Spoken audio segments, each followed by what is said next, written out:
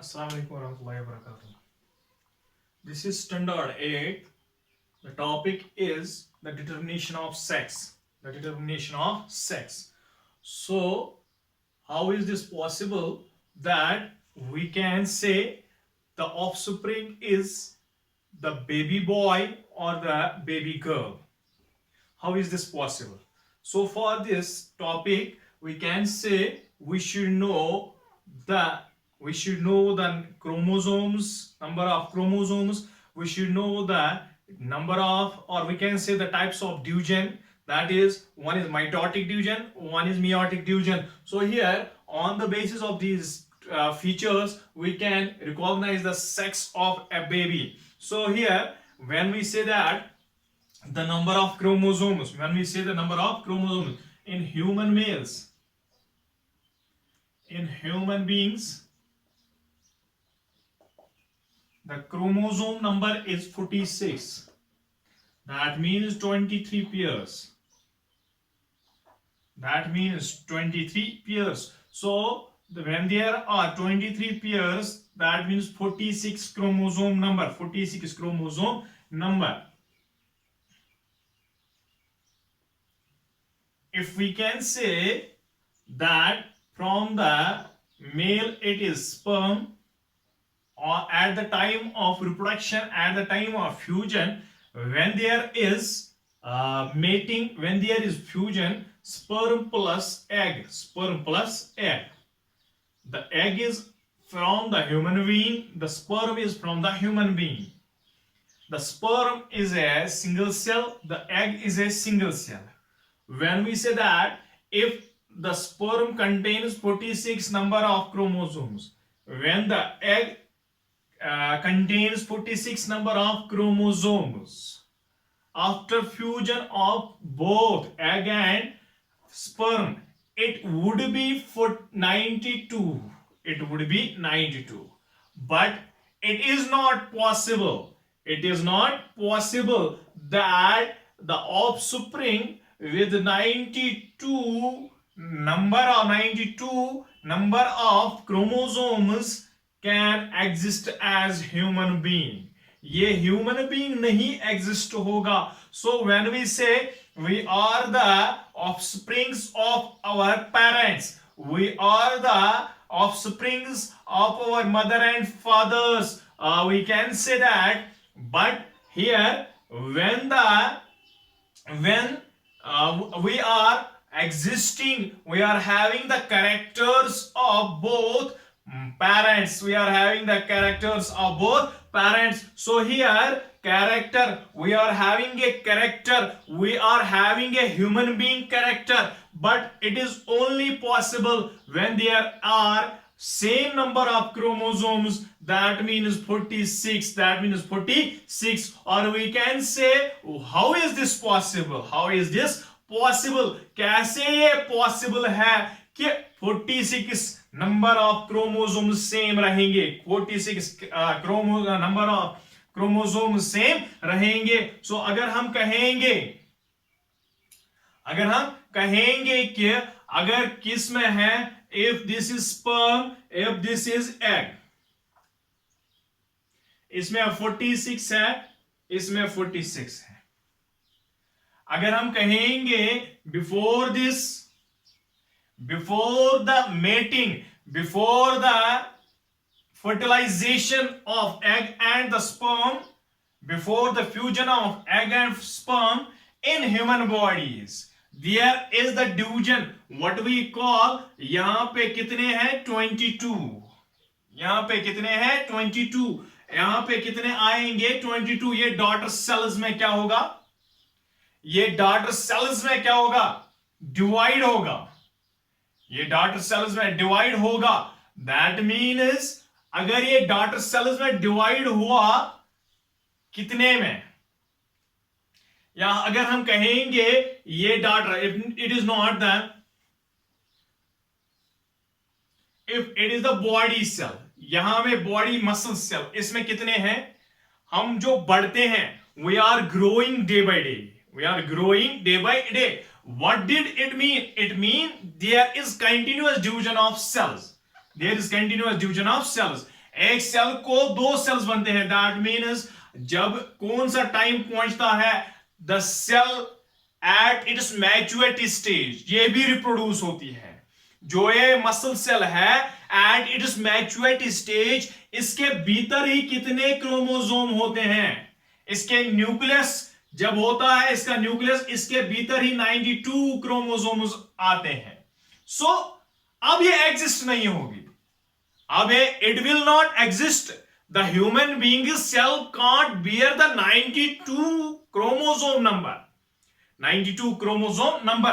सो जब इसके अंदर 92 क्रोमोसोम्स आ गए तो ये डिवीजन होने लगता है। दैट मींस ये करेगा काम कि दो न्यूक्लियस हो गए 46 एंड 46, अब इनका रेस्पेक्टिव साइटोप्लाज्म, अब इनका रेस्पेक्टिव मेम्ब्रेन इसको डिवाइड करेगा। इसमें 46 आ गए, इसमें 46 आ गए, तो ये भी ह्यूमन सेल है, ये भी ह्यूमन सेल है। That is the case of, किसमें है? ये एटॉमिक सेल्स होते हैं। ये एटॉमिक सेल्स ऑटोसोम्स कहलाते हैं इनको। जो ऑटोसोम्स डिवीजन करते हैं खुद में without the sex cells, without the sperm और द एग। ये जो मसल सेल है ये कंटिन्यूअसली डिवीजन होता है फॉर द ग्रोथ। अगर हम देखेंगे, we are seeing in the babies, the growth is shown, the growth is recognizable that day by day. That means after week and week, after month and month. What does it mean? It means that the cells are dividing continuously. जब continuously divide होना था तो इसमें क्या है? इसमें 46 थे पहले।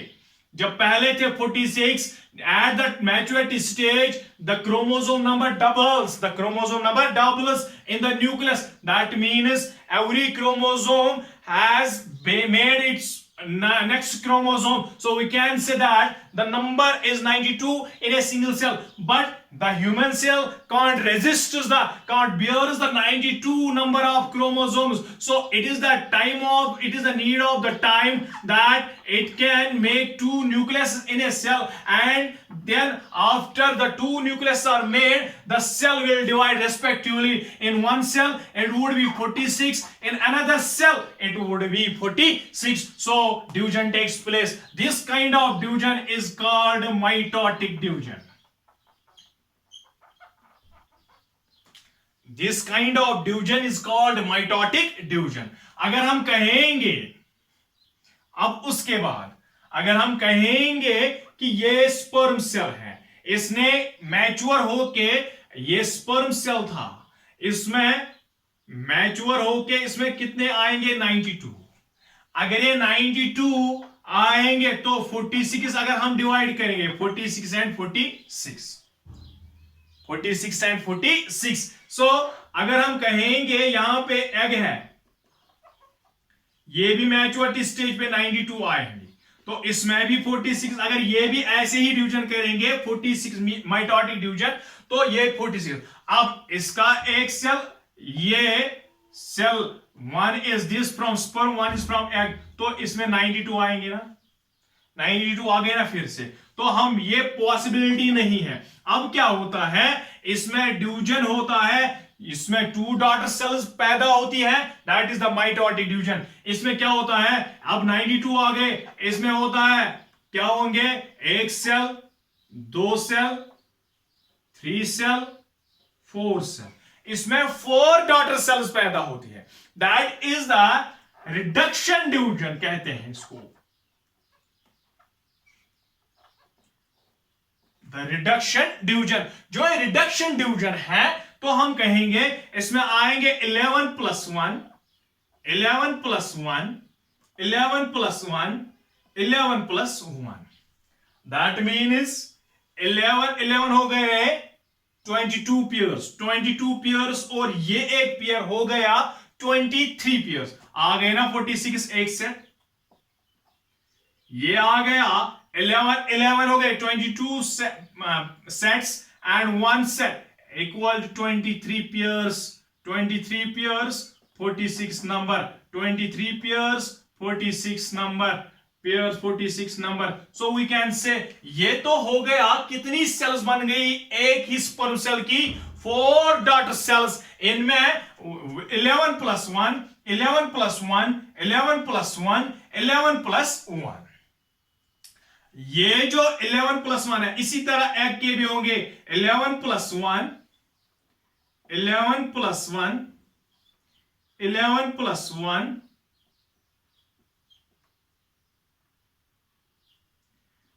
11 प्लस 1. इसी तरह इसके भी होंगे. किसके?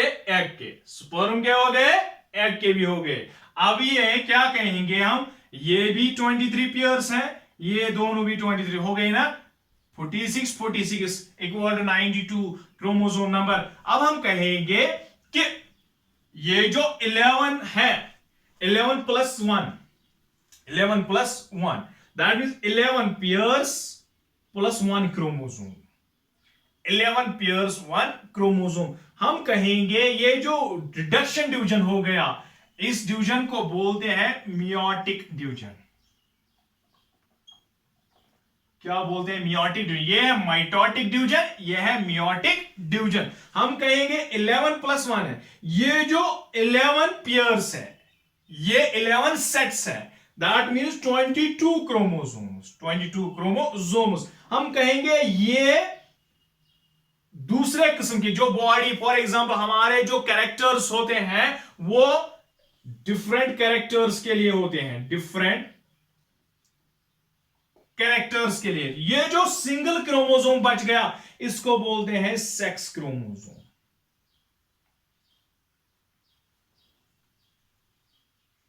अगर हम देखेंगे इनका भी क्या होता है फ्यूजन. इनका भी फ्यूजन होता है और इसका भी फ्यूजन होगा. अब हम अगर देखेंगे अगर हम क्या देखेंगे 11 प्लस 1 11 प्लस 1 ये जो इनका फ्यूजन होगा और इनका फ्यूजन होगा. This one was from the male, this one was from the female. This one is we can say जो हम कहेंगे इन 11 का होगा 11 11 हो गए 22 पेयर. 11 11 हो गए 22 पेयर. ये जो 1 प्लस 1 हो गया ये हो गया 1 पेयर हो गया ना. 1 प्लस 1 तो 2 हो गए लेकिन पेयर तो सिंगल ही है ना, एक ही पेयर है. 1 प्लस 1 हो गए दैट मीन्स 22 प्लस 1 हो गए 23 पेयर्स. 23 पेयर्स अगर हम कहेंगे ये 46 क्रोमोसोम्स आ गए. तो ऑफ स्प्रिंग की जो पहली सेल होगी उसमें भी कितने होंगे 46 क्रोमोसोम्स. कितने होंगे 46 क्रोमोसोम. तो 23 पेयर्स. लेकिन ये जो 11 एंड 11 ये अदर कैरेक्टर्स के लिए हैं और इसका जो मेल का है उसमें भी एक क्रोमोसोम सिंगल होता है जिसको सेक्स क्रोमोसोम कहते हैं और फीमेल का भी एक क्रोमोसोम सिंगल होता है उसको भी सेक्स क्रोमोसोम कहते हैं. जब ये सेक्स क्रोमोसोम्स अब क्या होंगे फ्यूज अप होंगे. अब ये सेक्स क्रोमोसोम्स क्या होंगे सेक्स क्रोमोसोम फ्यूज अप होंगे. That means 11 plus 1 11 plus 1 that means ये क्रोमोसोम जो है ये वाले भी फ्यूज होंगे. ये वाले फ्यूज होके 22 पेयर्स बनाएंगे. ये वाले फ्यूज होंगे 1 पेयर बनाएंगे. क्या बनाएंगे? एक pair. So we can say that जो ये एक क्रोमोसोम था दैट मींस अगर ये मेल है अगर ये फीमेल है अगर ये मेल है अगर ये फीमेल है सो वी कैन से जो ये मेल है और फीमेल है हम कहेंगे इसमें जो ये सिंगल क्रोमोसोम है ये सेक्स क्रोमोसोम था. सेक्स क्रोमोसोम ये भी सेक्स क्रोमोसोम था. दैट मींस यही अब डिटर्मिनेशन करेंगे कि जो ऑफस्प्रिंग होगा वो बॉय होगा या गर्ल होगा. इसमें अगर ये मेल का है इसका पावर है XY. इसका पावर है XY. अगर हम क्या कहेंगे ये पावर है फीमेल का है XX. फीमेल का पावर है XX. अगर हम कहेंगे कि पावर के बिना पे अगर क्रोमोसोम्स का होगा इसका होगा मेल का होगा या तो X होगा या Y क्रोमोसोम आएगा. लेकिन जो फीमेल का क्या होगा डिटर्मिनेशन होगा या तो X आएगा या दूसरे साइड में भी X ही आएगा. दोनों, इसमें तो XY नहीं है फीमेल में, इसमें या तो X है या तो Y है। अगर हम कहेंगे कभी कभार X आया किसका, मेल का, तो यहां से दोनों टाइम या तो X आ गया या X। अगर यहां से X आ गया तो हो गया X, यहां से X ही आएगा तो हो गया X। X एंड X किसका है, X एंड X पावर किसका है, ये तो फीमेल का है ना, तो that is the girl baby, that is the girl baby. अगर यहां से Y आ गया, क्या आ गया, Y, और यहां से X आ गया, बन गया XY, बन गया XY, तो हम कहेंगे ये XY किसका पावर है, मेल का। सो हम कहेंगे अगर ये, तो that means it is up to the male, that means it is in the male sperm which is responsible for the offsprings। हमारी सोसाइटी में ये एक नासूर बन गया है कि विमेन्स को रेस्पॉन्सिबल समझा जाता है कि that very female is giving only the girl child. It is discrimination, that means discrimination होती है। Why? Because it is not up to the female that the offspring would be boy or the girl.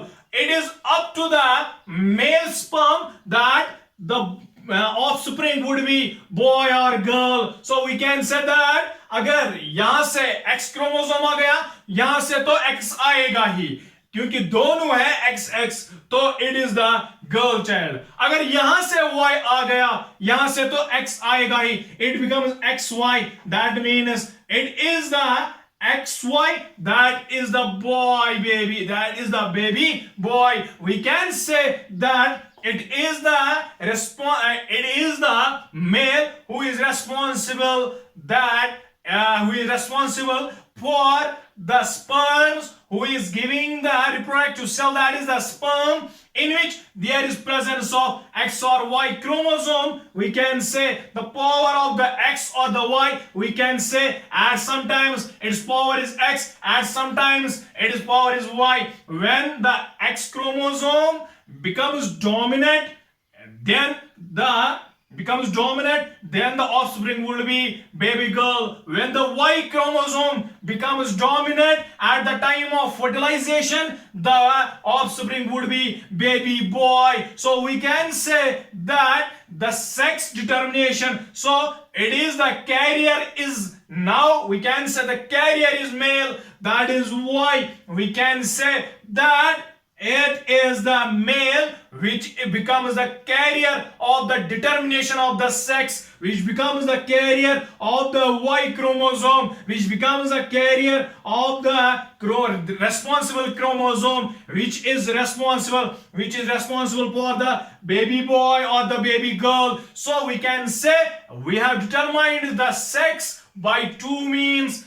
First, it is the meiotic division of reduction, in which we have described that there is 11 plus 1. 11 is for other characters and 1 is for the sex chromosome. So because of the meiotic division, there is the single chromosome, which is the sex chromosome. In male it would be X or Y, in female it would be X and X. So we can say that the determination of the sex have been described here. How is it possible the offspring would be a baby boy or baby girl? Hope you have understood it.